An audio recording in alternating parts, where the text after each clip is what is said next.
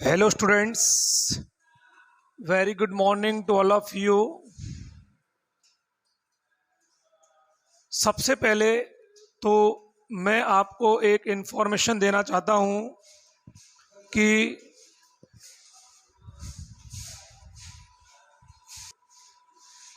तो स्टूडेंट्स, बात ये चल रही थी कि आप लोगों ने अभी तक आपको 4 लेक्चर डिलीवर हो चुके हैं और पेशी तंत्र उसमें पूरा हो गया। और पेशी तंत्र पूरा होने के बाद कंकाल तंत्र का वीडियो हमने शुरू किया। अब क्या है कि मैंने कंकाल तंत्र के वीडियोस ऑलरेडी बना रखे हैं। तो जब मैंने कंकाल तंत्र के वीडियोस बना रखे हैं तो वो मैं आपको डिलीवर कर दूंगा। वहाँ पर आप उस पर फ़र्क नहीं है, यहाँ लिखा होगा लेक्चर 2, लेक्चर 3, ऐसे अगर लिखा हो तो आप उस पर कन्फ्यूज मत होना। आपको जो वीडियो मिलेंगे वो रेगुलर वाले ही मिलेंगे। आप अपने स्तर पर उनको हम लोग लिख के भेज देंगे। यहाँ क्या लिखा हुआ उस पर आप ध्यान नहीं देना। चैप्टर नंबर 20 गमन एवं संचलन चल रहा था हमारा, और इसमें कंकाल एवं पेशी तंत्र चल रहा है। कंकाल पेशी तंत्र की बात चल रही है। तो पेशी तंत्र तो मैं ऑलरेडी स्टडी करवा चुका हूं। पेशियां क्या होती हैं, कैसे होती हैं, क्या काम करती हैं, कैसे उनका मैकेनिज्म होता है। फिर मैंने कंकाल शुरू किया तो कंकाल में भी मैंने आपको वीडियोस बना करके और एक भेज दिया आपको मैंने, जिसमें आपको एक ग्राफिकल डायग्राम बनाया मैंने, जिसमें अक्षय कंकाल के बारे में पूरा डिटेल में बताया है। अगला वीडियो में भेजूंगा वो पुराना भेजूंगा, उसमें अनुबंधी कंकाल के बारे में भी आपको डिटेल में बताया गया है। अक्षय की स्थितियों के बारे में भी थोड़ा बताया गया है, वो आप फॉलो करेंगे। और उसके बाद ये वीडियो आपको मिल जाएगा। और उसके बाद जो वीडियो आपको आएगा ये पहले आ सकता है कि इसमें अपन डिजीज के बारे में बात कर रहे हैं कि कंकाल एवं पेशी संबंधी, कंकाल एवं पेशी संबंधी रोग कौन कौन से होते हैं, डिजीज कौन कौन सी होती हैं। तो इसीलिए मैंने आपको लेक्चर नंबर पे मत जाना। आप लेक्चर नंबर कोई भी हो आपको रेगुलर में ही समझना है उसको कि भाई 4 है तो 5 आया है, वो 6वां है, उसके बाद 7वां जो भी है। यहाँ लिखने से कोई फर्क नहीं है, कुछ भी लिखा हो, लेक्चर 2, 3 कुछ भी लिखा हो, आपको रेगुलर वाला ही मिलेगा। ठीक है ना। आप तो सिस्टमेटिक पढ़ते जाओ, नोट्स भी मिल जाएंगे आपको। तो आज का ये लेक्चर है वो आपको केवल डिजीज बेस्ड है। ठीक है ना, केवल रोग। 2 पार्ट इस चैप्टर में थे, कंकाल एवं पेशी तंत्र। तो कंकाल संबंधी डिजीज कौन सी होती है, यानी हड्डी संबंधी, अस्थि संबंधी, और पेशी संबंधी कौन सी डिजीज होती है, तो वो हम आपको स्टडी करवा रहे हैं आज। तो देखो, पेशी संबंधी डिजीज आपके सामने 3 है। ये मांसपेशियों पेशी संबंधी डिजीज है, पेशी संबंधी। और यहां से लेकर के और ये अस्थि संबंधी डिजीज है, हड्डियों। इसको मैं इधर ही लिख देता हूं, आर्थराइटिस, संधि शोथ। ठीक है ना, आर्थराइटिस यानी संधि शोथ। तो 3 डिजीज तो आपको मैंने बताई है पेशियों की, और 3 डिजीज आपके पास है अस्थियों की। बात समझ आ गई। ठीक है। तो ये लेक्चर में आपको जो अभी मैंने आपको अक्षीय कंकाल भेजा है उसके बाद भेज दूंगा ये लेक्चर। ठीक है ना। तो ये लेक्चर पहले आ जाएगा तो ये कंप्लीट हो जाएगा। उसके बाद जो आएगा आपका वो अनुबंधी कंकाल आ जाएगा उसमें, और अनुबंधी कंकाल के संग में जो संधियां हैं वो आ जाएंगी। वो अगला लेक्चर होगा आपका। तो आप उन्हें उसी हिसाब से पढ़ते रहो, आगे पीछे हो सकते हैं, टॉपिक पूरे जाएंगे, कोई दिक्कत नहीं है। ठीक है ना। तो पेशी संबंधी डिजीज जो है उनमें सबसे पहला डिजीज है माइस्थेनिया ग्रेविस।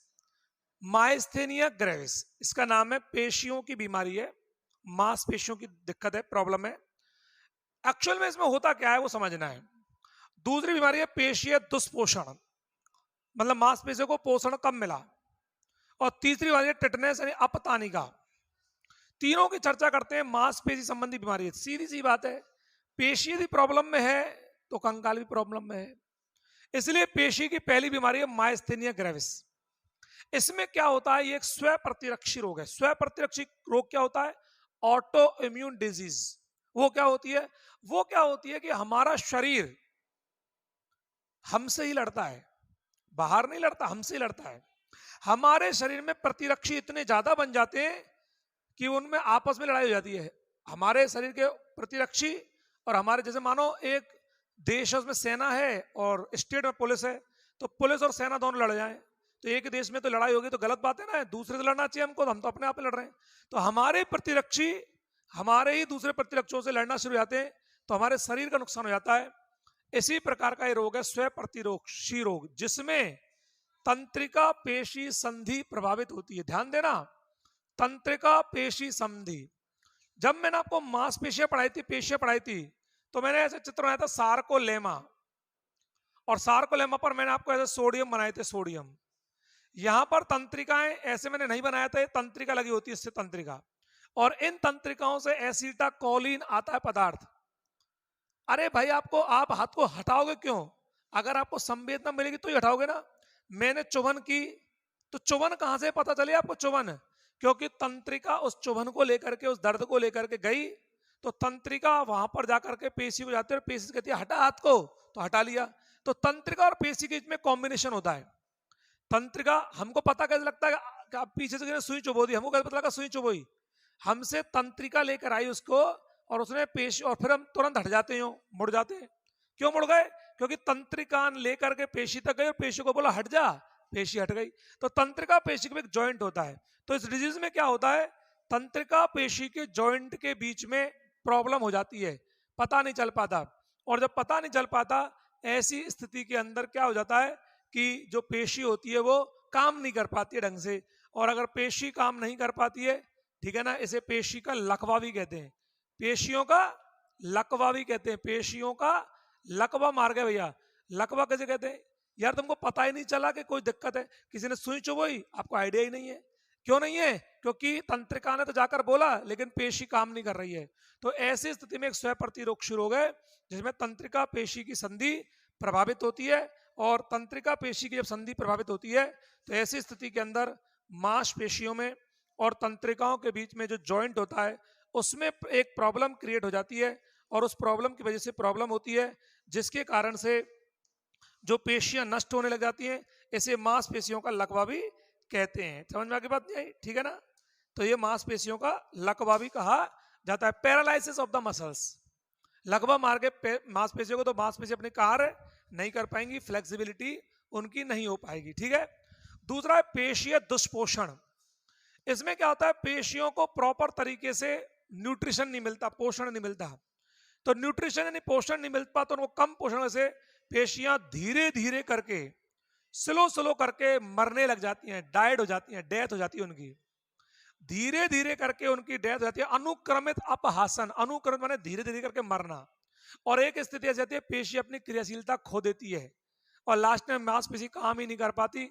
आपकी अवस्था जैसी होती है वैसी रह जाती है। अगर मुंह अगर टेढ़ा रह गया तो टेढ़ा ही रह जाता है, हाथ अगर टेढ़ा रह गया तो टेढ़ा रह जाता है।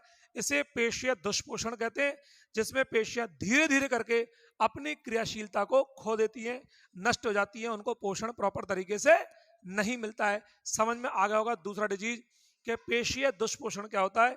कम पोषण हुआ और कम पोषण की वजह से पेशियां धीरे धीरे करके नष्ट होने लग गई, वो अपनी क्रियाशीलता को खो गई और उनका अनुक्रमित अपहासन हो गया और धीरे धीरे उनकी क्रियाशीलता पूरी तरह से जीरो हो जाती है।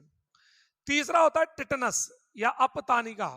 इसे धनुषबाय भी कहते हैं, धनुषबाय भी कहते हैं।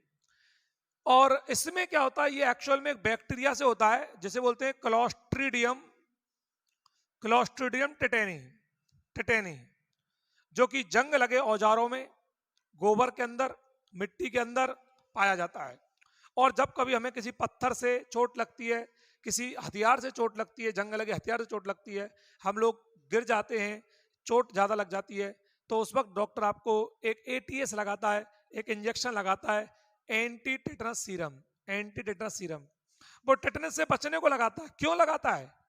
क्योंकि उसका ऐसा मानना होता है कि यदि आपको चोट लगी है तो वहां पर क्लोस्ट्रीडियम टिटेनी नाम का बैक्टीरिया है, और अगर वो बैक्टीरिया है तो वो बैक्टीरिया आपके शरीर में जाकर के, चोट लगी वहां से मांसपेशियों को जाकर के अटैक करेगा और उनकी क्रियाशीलता को नष्ट कर देगा, और सोडियम और कैल्शियम का बैलेंस बिगड़ जाएगा। याद करो, पेशी संकोचन की क्रियाविधि में मैंने आपको सोडियम अंदर गया, कैल्शियम निकला, कैल्शियम जाकर के ट्रोपोनिन से चिपका और बैलेंस बना था, पेशी संकोचन हुआ था, याद करो। तो सोडियम और कैल्शियम का यदि बैलेंस बिगड़ता है तो ऐसी स्थिति में पेशियां अपनी क्रियाशीलता खो देती हैं और आदमी को जिस तरह का वो बक्कर शरीर में अगर वो आ जाता है तो वैसा ही लंबे समय तक रहता है और उसको बहुत प्रॉब्लम हो जाती है। जैसे अगर आपको मान लीजिए आपका हाथ टेढ़ा रह गया तो आपका जीवन भर हाथ टेढ़ा रह जाएगा यदि हमने 24 घंटे के अंदर एटीएस नहीं लगवाया, तो एंटी टिटनस सीरम नहीं लगवाया। तो इसलिए टिटनस या धनुष बाय या अपतानी का रोग जो होता है वो उसमें शरीर की जो मांसपेशियां होती हैं वो वक्रत हो जाती है, टेढ़ी मेढ़ी हो जाती हैं, हमारा जो शरीर है वो वक्रत हो सकता है। तो ये रोग इस तरह का पाया जाता है। तो मैंने आपको 3 पेशी संबंधी रोगों के बारे में बताया था। ये जनरल से रोग हैं जिनको आप घर बैठ करके भी पढ़ सकते हो, कोई दिक्कत नहीं है, नोट्स में आ जाएंगे। फिर 3 आपके अस्थि संबंधी रोग, कंकाल एवं पेशी तंत्र है तो पेशियों की बात कर ली। अब हम कंकाल की बात कर लेते हैं। कंकाल संबंधी डिजीज कौन सी है? कंकाल संबंधी डिजीज 3 होती हैं, ऑस्टियोपोरोसिस, आर्थराइटिस और गाउस्ट का रोग। ऑस्टियोपोरोसिस में क्या होता है? ये एस्ट्रोजन हार्मोन महिलाओं में मोस्टली होता है, एस्ट्रोजन हार्मोन की प्रॉब्लम है, कमी से होने वाला डिजीज है। एक्चुअल में क्या होता है, अस्थि संबंधी है कि जो प्रेग्नेंट महिलाएं होती हैं मुख्य रूप से उन या बुजुर्ग लोग होते हैं, तो प्रेग्नेंट महिलाओं की बात कर लेते हैं। प्रेग्नेंट महिलाएं जो होती हैं उनमें एस्ट्रोजन हार्मोन की कमी आ जाती है प्रेगनेंसी के बाद, प्रेगनेंसी के बाद आ जाती है। उस वजह से क्या होता है कि जो उनकी अस्थियां होती हैं, हड्डियां होती हैं, उनमें से कैल्शियम निकल निकल कर अस्थियों से और ब्लड में चला जाता है। तो हड्डियां कमजोर हो जाती हैं, हड्डियां भंगुर हो जाती हैं, हड्डियां छिद्रित हो जाती हैं। तो अस्थियों के छिद्रित होने से, अस्थियों के कमजोर होने से, भंगुरता मतलब जरा सी चोट लगने पर टूट जाएंगी।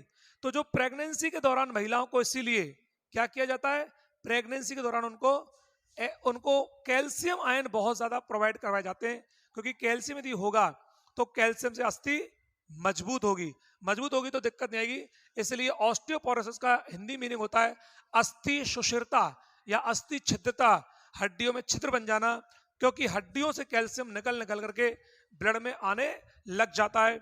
और ऐसा आमतौर पर प्रेगनेंसी के दौरान प्रेग्नेंट महिला में होता है, जिसमें एस्ट्रोजन हार्मोन की कमी होने की वजह से ऐसा होता है। इसलिए बुजुर्ग महिलाएं या प्रेग्नेंट महिलाएं जरा सी चोट लगने पर, जरा सा झटका लगने पर उनकी शरीर की हड्डियां टूट सकती हैं, बिखर सकती हैं। ठीक है।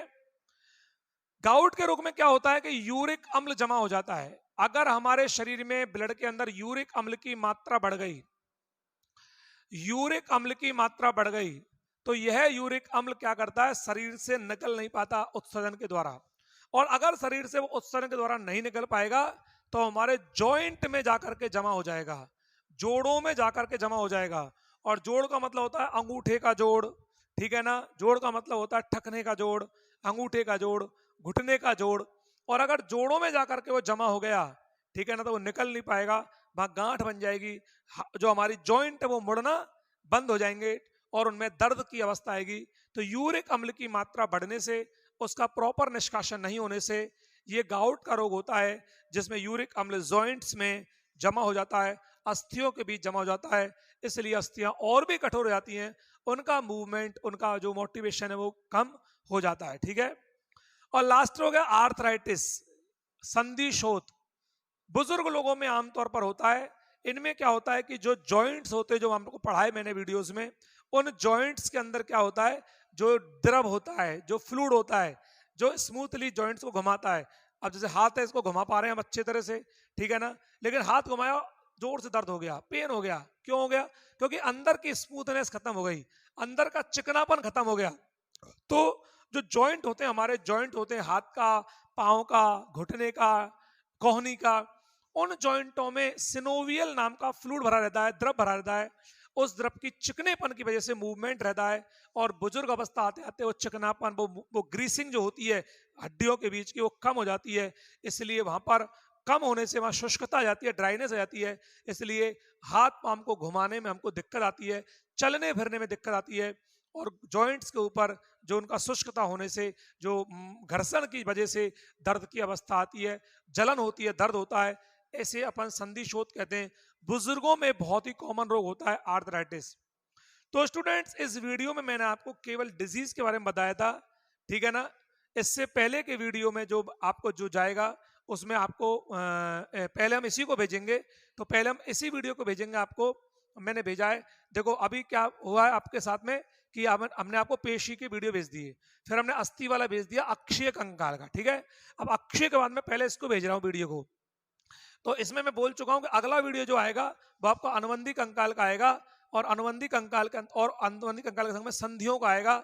तो अगर आप उनको देखोगे तो उस पर लिखा होगा लेक्चर नंबर 2 11th क्लास ऐसे लिखा होगा, तो उस पर मत जाना, आप तो उसको नेक्स्ट लेक्चर ही समझना, ठीक है ना, रेगुलरिटी में, और मैं आपको नोट्स भेज दूंगा। तो स्टूडेंट्स ये आपका चैप्टर पूरा हो जाता है इस प्रकार से, ठीक है। और हाँ, इसके बाद में जो चैप्टर नंबर ये 20 है, जो 21 आएगा, चैप्टर नंबर 21, ध्यान से तो सुनना भाई, मैं जो क्या बोल रहा हूँ सभी बच्चे ध्यान से सुनना, जो वीडियो देख पा रहे हैं।